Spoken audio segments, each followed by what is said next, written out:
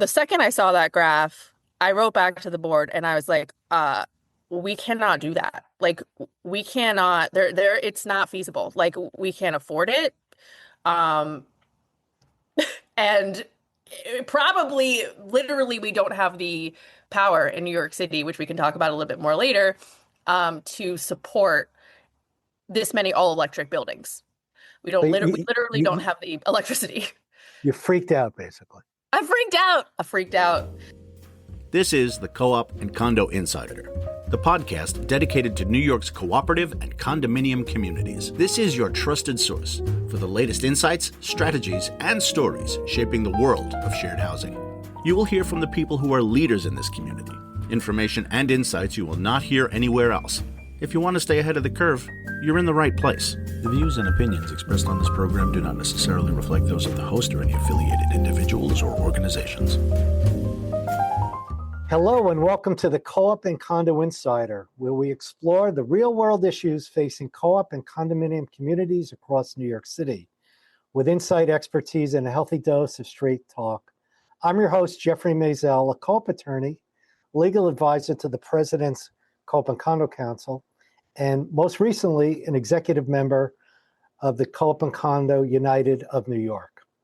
I'm thrilled to be joined by my co-host, Richard Solomon, a seasoned voice in public radio for over 20 years.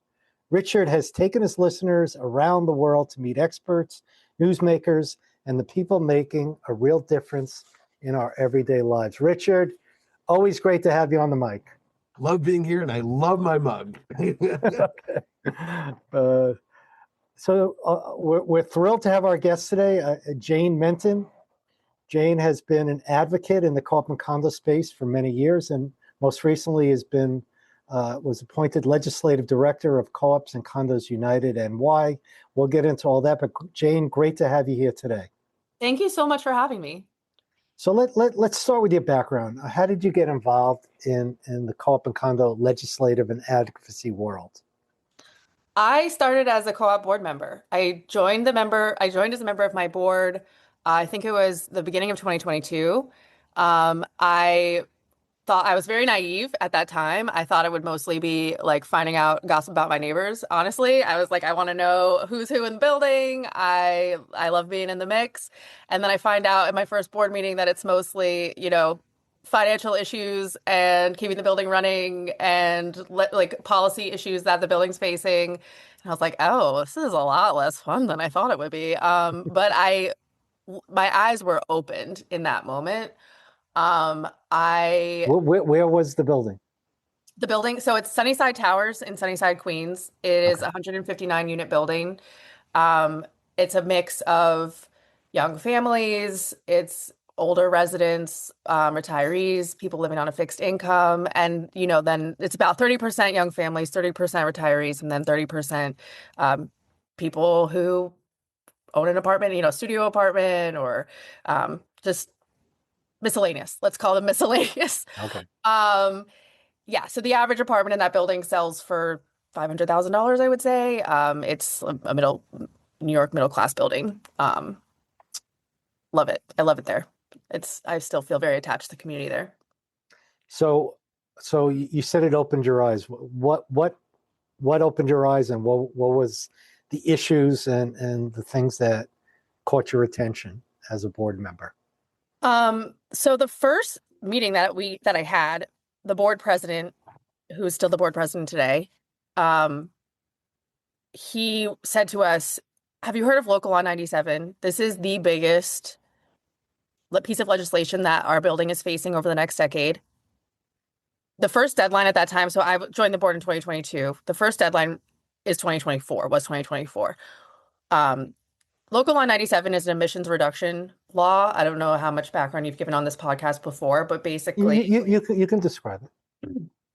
So it was passed in 2019 it's a climate leadership bill to reduce building emissions. Passed in 2019, the first deadline was 2024. Buildings needed to reduce their emissions by 10%. The second deadline was 2030. Buildings need to reduce their emissions by 40%. And then by 2035, you need to reduce your building emissions by 60%. So our board president sent along with this email where he said this was the biggest piece of legislation that was going to impact our building. He sent a graph showing where our building emissions were coming from. And the graph showed that 25% of our building emissions were coming from our electricity use, and 75% of our building emissions were coming from our natural gas infrastructure for heat and hot water. So the deadline of 2024 to reduce your building emissions by 10%, we were going to clear that with our existing infrastructure. But to even bring our emissions down 40%, we were going to have to be on a path to fully electrifying our building, taking out our existing natural gas infrastructure and replacing it with electric heat pumps, electric hot water. And the second I saw that graph, I wrote back to the board and I was like, we cannot do that. Like, we cannot, it's not feasible. Like, we can't afford it. And probably, literally, we don't have the power in New York City, which we can talk about a little bit more later, to support this many all-electric buildings. We literally don't have the electricity. You freaked out, basically. I freaked out. I freaked out. Richard. I thought natural gas was clean. That's why everybody moved from oil to natural gas, because it was clean energy. That's so 10 years ago.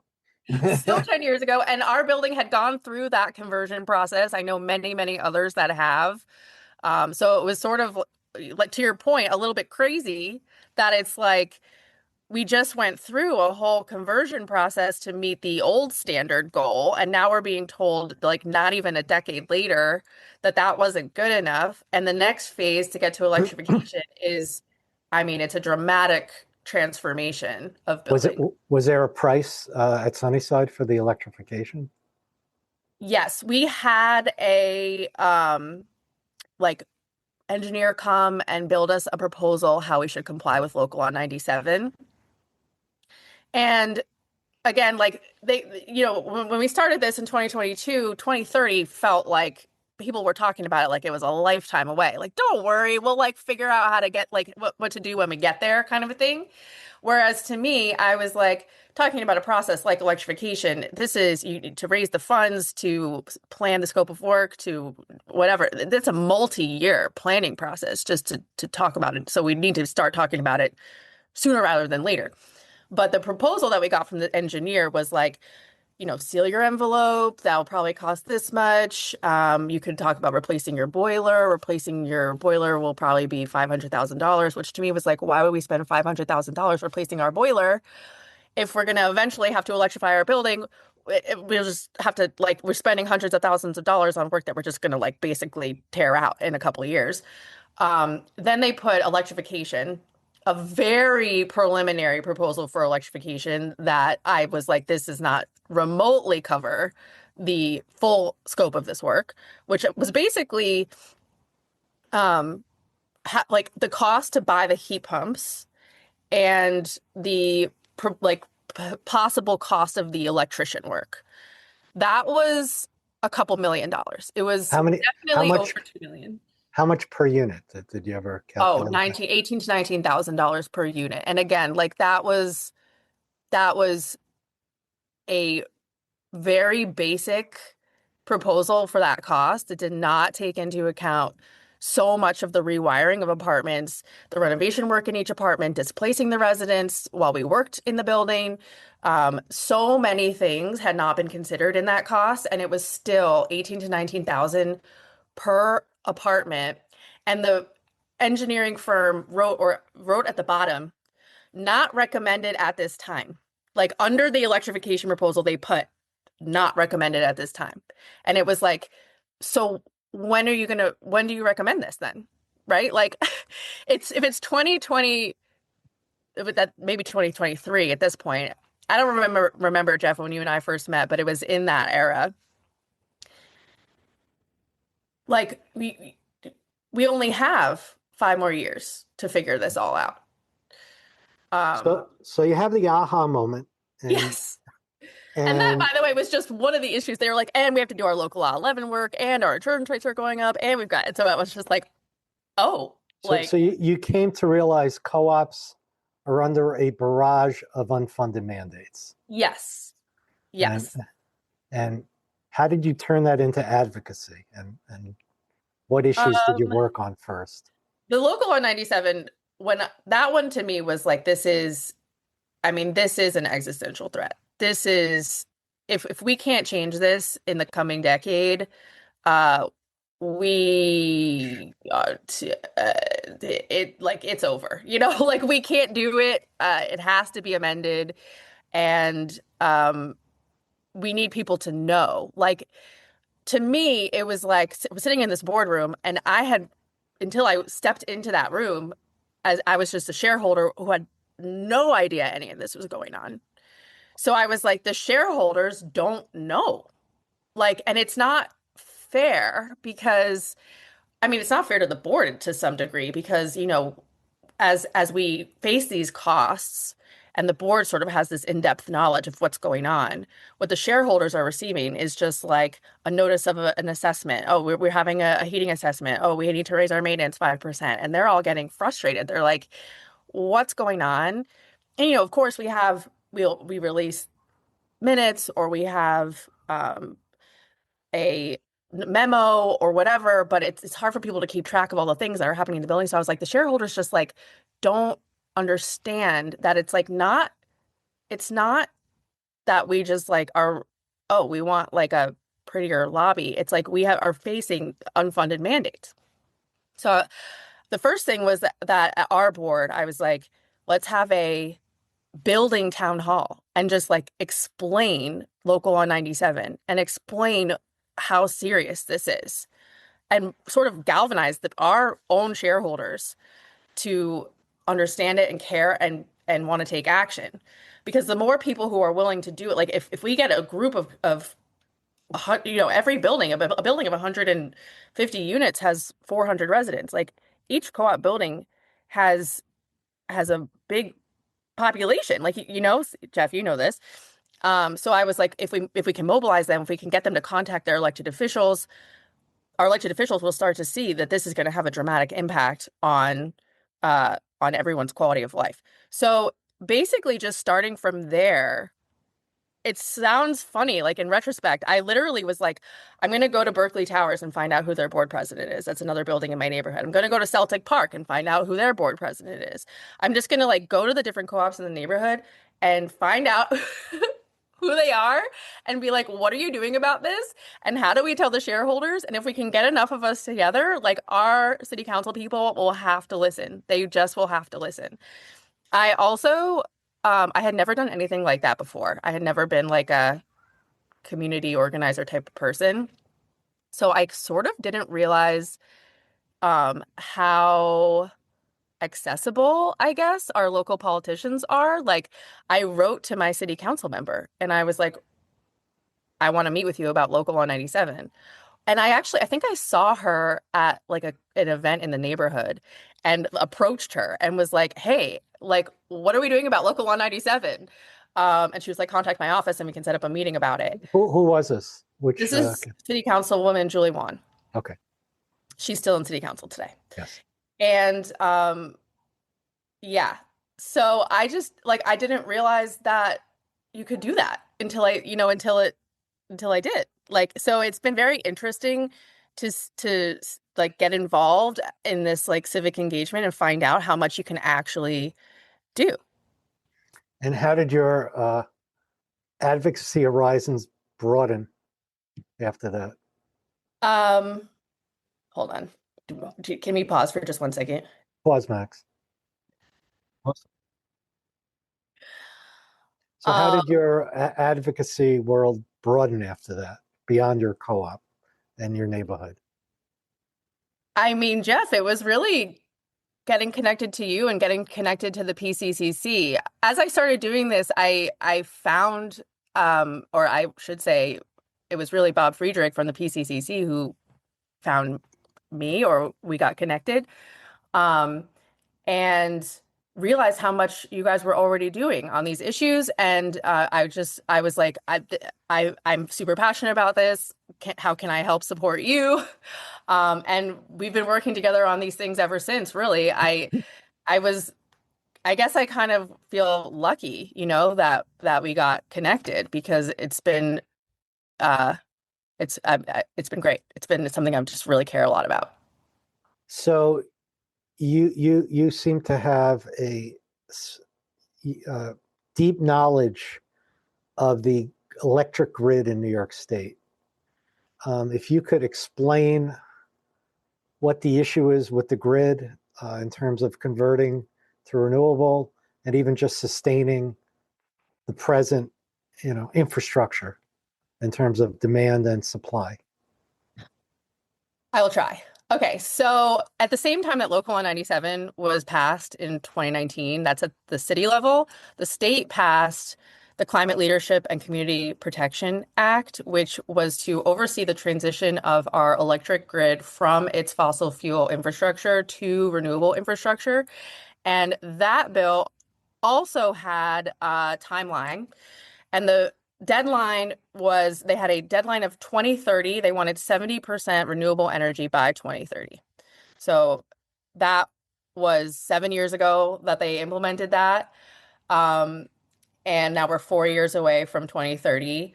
We have made opposite progress on building more renewable sources of energy. We actually closed our nuclear power plant, Indian Point, which was providing 25% of our emission-free energy, and had to replace that with fossil fuel energy. So, I mean, there's a couple of things. As the CLCPA tries to transition this grid, it's reducing our sources of reliable energy at the same time as New York City is saying we're going to radically increase the number, like our electricity demand and the number of buildings that we're trying to run on all electricity. This is like a recipe, it's a complete recipe for disaster. If we're not building out sources of energy, not only are we not building out renewable sources of energy fast enough, but we're also trying to decommission our fossil fuel energy resources. What are we going to have to supply the energy to these buildings? And the fact of the matter is that if we do need to scale up our grid dramatically over the next 10 years to meet our increasing electricity demand in New York City, the only technology we would have to do that at this time is natural gas power plants. That's what we could build and scale quickly enough. Like if you want to talk about like building a nuclear plant, that's going to be a decade. If you want to talk about like, I don't even, that would be my choice is nuclear, I guess. But reliable sources of power that can be scaled to meet demand, natural gas power plants are our best shot. If you are running an all-electric building on a natural gas electricity plant, you are not reducing your carbon footprint at all. In fact, you are probably increasing your carbon footprint because natural gas electricity plants are about 30% efficient. And then you have to transmit the electricity to the building. So you're losing about 10% efficiency through the transmission process. And then by the time you convert it to the electric heat in your building, you've lost like, I don't know, 80% of the efficiency. Whereas if you just burn natural gas in a boiler on site in your building, that is like a 95% efficient process. So the goals, the mind boggles. Like if the goal here is efficiency, then oftentimes, as you were to Richard's point, the clean natural gas infrastructure that we built is working well, efficiency wise. Did I explain the electric grid? Yeah, I think you just did. So basically, I just wanted to add to that. I've spoken to several state legislators who voted for the CLCPA, and what was it passed 2019? Did you say? Or Yeah, 2019. yeah, and they all felt 2030. We'll worry about it in 7 years. Yeah, we're It gonna get sounds there. good. Nobody Yeah. had there was no data behind it, and now there's a big fight in Albany, and the governor wants to push back the deadlines. Most people, who other than the environmental groups, of course, are fighting back. Even the Attorney General of the state of New York took a position to slow down the conversion of the grid. And one of the main reasons is cost of electricity, which was never even Yeah. factored in any of that. If you could speak to that. Yeah, I mean, a lot has changed since 2019. The biggest thing is, we have a president who is not interested in subsidizing green energy. So under the prior Biden administration, there was basically the Inflation Reduction Act. The Inflation Reduction Act was putting tons of money towards building renewable energy projects. New York had a plan to build a lot of offshore wind. Um, that they saw they were, oh, we're like, because we're going to have that funding, because we're sort of scouting these plans, we're going to figure out how to get to these goals by 2030. Fast forward to today, that funding is gone. There's no political incentive from at the federal level to supply that money to New York. And the wind plants aren't getting built. They had to reprice or be rebid a lot of them, and the price came back as much, much more expensive than they were going to be originally. And as Jeff, as you're saying, I mean, to build out infrastructure, to expand the grid, to build out to replace existing the existing grid with renewable energy, which is going to require vast infrastructure expansion. And then also talk about how we're going to scale the grid to support a doubling of electricity demand in New York City. This is infrastructure building on crack. It's like you have to do so much building. So who at the end of the day, the ratepayer has to pay for that. I mean, Con Ed is going to invest billions of dollars in transmission lines, in the city and into buildings, and they're going to want to get paid back, right? Like that, it's just a natural. Well, I saw, I think they said upstate it's going to be I think $40 a month. I don't know. It was hundreds of dollars a year just in the present dollar. So let's do this. We're going to pivot now and talk about something new. I've been hearing about something called the Co-ops and Condos United NY. Tell us about this organization and what its mission is. So Co-ops and Condos United NY is a citywide coalition to bring all the co-ops together to elevate these issues that have been affecting all of us. As I was saying, my eyes were opened by the complete onslaught of regulation and unfunded mandates and increasing taxes and insurance. And it's just, I mean, we could go on and on. Jeff, I'll never forget when you called me and you were like, hey, we're starting this project. And I'm thinking in my head, like, how do I convince him that I should be part of it? I want to be part of it so bad. And you're like, and we want you to be legislative director. And I was like my jaw just dropped. I was so excited. So truly think this is necessary for buildings. I mean, there's a longevity and sustainability issue here. We want to be proactive. We want to defend, we want to be proactive and protective. So it's a co-op and condo advocacy organization. Yes. How is it different than existing organizations? We're basically trying to bring everybody under the same umbrella to use all of our ability to elevate these issues. Like we see it as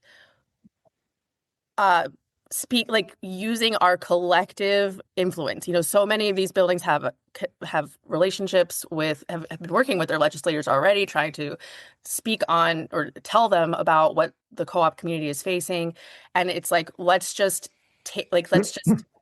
bring that together so that we can be even more effective. Like as we say, what's good for one co-op is good for all co-ops.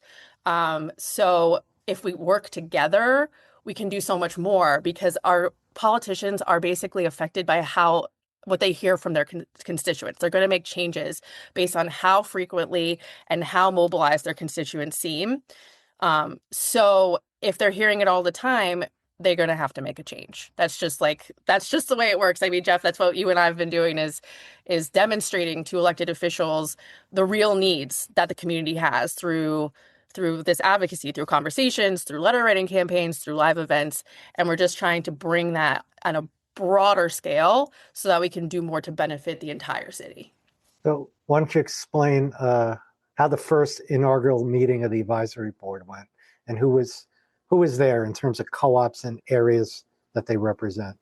It was amazing. I mean, first of all, the enthusiasm from the community, everyone I think feels the same way, which is co-ops often feel like they're an island operating with operating under I don't know how to explain this. Sea of sharks around Yeah. them.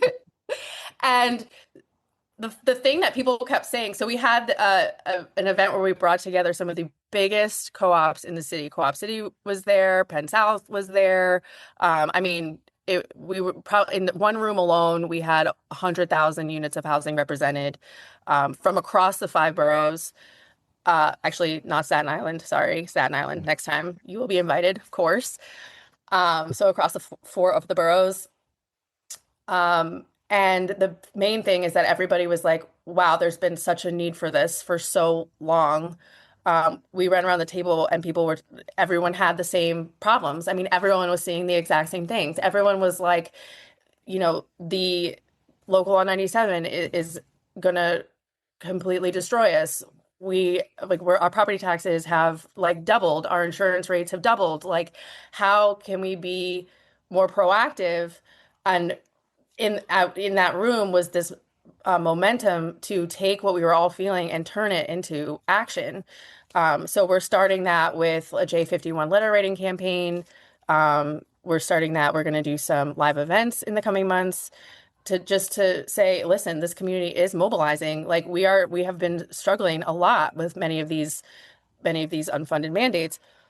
And we also want to be proactive and think about ways to help the community remain what it is, which is the last really bastion of affordable housing in New York. And we want that to be the case for many, many, many years to come. So I saw this statistic, Comptroller Landers, I think it's about 2 years ago, did a report of the median home in New York City costs $800,000. Over 95% of those are co-ops or condos under it, and 400,000 or over, it's 100% are co-ops and condos. So that's not me talking. That's Brad Landers, who has not been a friend to this community. So let's go through some issues. J51, explain quickly, I guess, what it is, or you don't have to be quick, and what the letter writing campaign is, and how would people listening get to the website to submit a letter? So J51 is a tax abatement program where you can get money back to do capital improvement projects for your building. So it is one of the ways that the government supports capital improvement projects or makes it possible without adding additional financial strain to buildings. So the governor's budget proposal right now is to raise the assessed value cap for buildings from 45,000 to 60,000, which would bring in an additional 62,000 units of housing. So any building over 60,000 is ineligible. Right. Okay. Yeah. Go ahead. I'm sorry. No, listen, you know more than me. So jump in whenever you feel. But basically what we're trying to do is have our coalition send letters to our elected officials to say we support the governor's proposal. This would benefit us tremendously. This would really help us do these improvement projects that need to get done, that have been mandated that they get done, without causing more financial strain. And really, it's this power of numbers is what will make the change. So we want to make it as simple as possible. our website is ccunitedny.com, and there is a J51 tab. If you click on it, it will take you to a form where you fill out your name, your zip code, that's really important, and it has a letter that you can edit or you can send as is, just talking about how J51 will help you, and then hit submit, and it will go to your legislator. That's because it has the zip code, which is kind of amazing. So we want this to be really simple because the most important thing is that legislators hear from as many of their constituents as possible. That is Uh, really what makes a difference. And that's what legislators always tell us. Yes. We want Yes. to, we want to hear from you. They represent the community. I mean, that's really the thing. There's supposed to be a reciprocity here. They want what they hear from us affects what they do. So we have to show them what the need is. So what are some of the other issues? Local Law 97 we discussed. What about the Co-op and Condo Caucus? What is that, and what is the status of that advocacy? So one of the things that we wanted to do when we launched this advocacy group, Co-ops and Condos United NY, was to build a relationship with city council so that we could be proactive about legislation. Like we are running defense a lot of the time, but we also want to be able to do things that like get ahead of some of these issues. And so, Jeff and I have been working in this space for a long time. We've built many relationships with our city council members. And when we were going to launch Co-ops and Condos United, we were like, it would be great if we could establish a partnership, like a working relationship. So when we have issues that come up, we can take them directly to city council. We can have conversations with members. We could tell them, before this even hits the floor, make these changes, and it will really help the co-op community. Or we saw that this is going to come up. Can we let's adapt it, or we'll give you the information that you need to understand how the co-op community will be affected by this piece of legislation. We're really thrilled with city council right now because we feel better than ever about their understanding and desire to help the co-op community. So we contacted city council member Julie Wan, who's my district city council member, and Kevin Riley, who is the city council member for Co-op City, and they are taking the lead on building a co-ops and condos caucus in city council where we can do exactly what Jeff and I wanted to do, which is take these issues directly as they come up and have this ongoing partnership with city council where hopefully we can more quickly and more effectively make change than we ever been able to before. So I mean, my experience and the reason the caucus could be really important is when you speak to, let's say, one legislator, and you want to get through to 10 more, you have to call 10 people. right. And that's really difficult. But if they're speaking to each other on Co-op and Condo, it's like one-stop shopping, so to speak. And there was a Co-op and Condo caucus, I want to say 10 years ago. It was led by Mark Webrin, who is Richard's neighbor, and he was our last guest. So we got a good background on that. All right, so we're running up on time, but we can keep going. We have fun questions for you. Well, okay, I've got some fun and some serious. Go ahead, Richard. So, according to the ever knowledgeable internet, in the 1700s, Sunnyside was dairy farms and farmland. So, what happened? And I mean, I've heard that Manhattan also, it's so hard to picture, but Manhattan also just being a natural wonderland is it's so far from what it is today. It boggles the mind. Now, apparently, Sunnyside Gardens Yes. is one of the two private gardens still left in the city. Could you talk about that? Because that's a cool little thing. I am obsessed with it. I love it. It is a membership park. I think it's one of the most special things in the city. People get, some people get very mad that it's a membership park. But the community element, because of that, I mean, you know, all the families, you know, there's so much investment. Um, it's really well maintained. I mean, and the doors are locked. So when we Like that go, was the part. my Like that was the kids, part then. I don't even see them. It's like, bye, have fun. And I know they're totally safe. I know everyone there pretty much. And I mean, but until we moved to Sunnyside, well, we moved to Sunnyside before I had kids, but I hadn't had that growing up even. So it's amazing.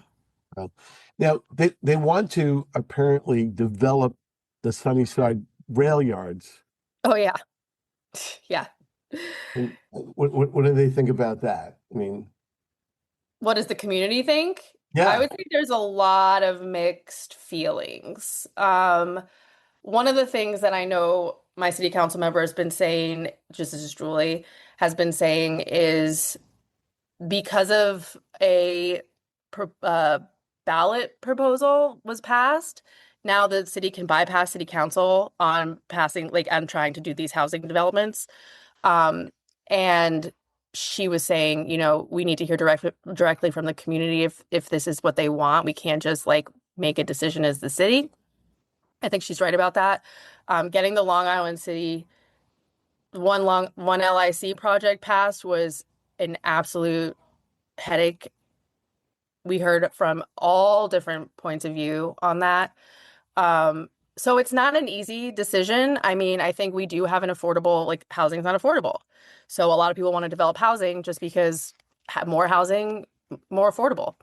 But we've got a lot of infrastructure problems to worry about. We've got electricity infrastructure problems to worry about. We've got sewer problems to worry about, water and sewer problems.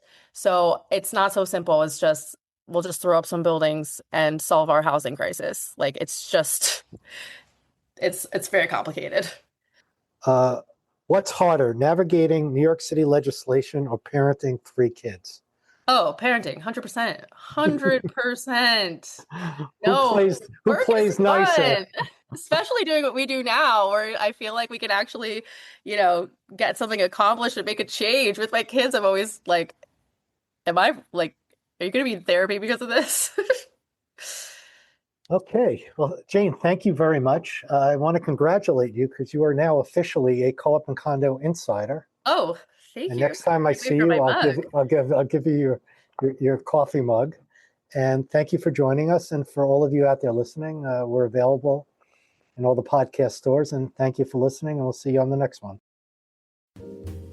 Thanks for listening to the Co-op and Condo Insider. We hope you found today's conversation informative and insightful. Don't forget to subscribe. We're available on all major podcast platforms. Until next time, stay informed.